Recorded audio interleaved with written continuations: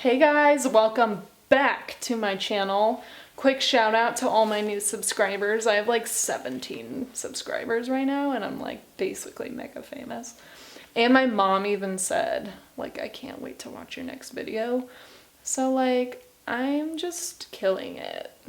So anyway, this is for you guys. Mwah. Thank you so much for subscribing and watching my nonsense. Today I wanted to go over the weeping fig tree, or the Ficus Benjamina, if you want to be all Latin about it. Leaf went in my mouth. That was gross. So this guy hails from the great continents of Asia and Australia. Fun fact, I just googled that. And in America we like to keep them in not the brightest of light, which is often confusing for me, but we'll get into that. Very common plant. I see them almost everywhere, so it's not exactly a rare plant, but I don't see them all the time on Instagram, which is interesting. So thought I'd give it a little shout and like represent, because I have two varieties, as you can see. That is not just a random tree back there. So this is the variegated Ficus Benjamina, or weeping fig, and it just has like 3 separate little baby trunks in there. It's not braided like this guy. Look at this beauty. This is the regular, I guess traditional dark green leaved Ficus Benjamina with the braided trunk. Isn't that neat? I don't know how long this takes to braid. I'm sure it takes years, which is just incredible. I don't have the patience to do that. As far as light for these guys, you really need at least some direct sun. And I know that's like cray-cray to ask for in a houseplant, but that's why I don't really recommend these plants for everybody or for beginners or just like, some random dark corner in your house, because these guys really flourish when they have some direct sun hitting their leaves, and they're far less likely to drop their leaves if they have an ample amount of light to just eat up.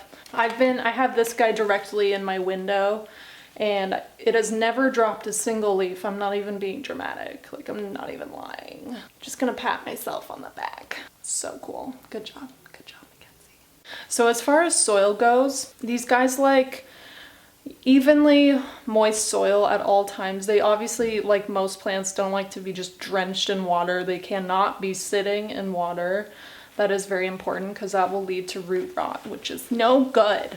So what you do is, I like to soak mine from the bottom, which I know sounds like a lot of work, but it's just what works the best for these guys, just so it's evenly moist throughout. And only water it when the top of the soil is like just starting to get dry. Just when you touch it and you're like, it's a little dry, that's when you want to water it, because you really don't want these guys to completely dry out, because if you do that, they will drop their leaves, like all of them. And let me tell you, once they drop their leaves, it's hard coming back.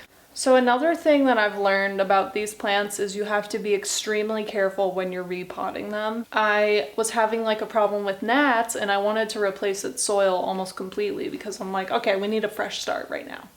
These gnats are driving me crazy. And when I took it out of the pot, I just shook the roots pretty hard. I was very brutal trying to get all the soil out from the roots, and the tree did not like it.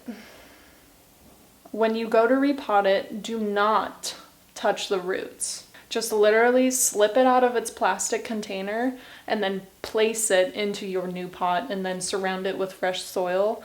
Because if you dare mess up the roots, it will drop all of its leaves and it will freak out super, super hard.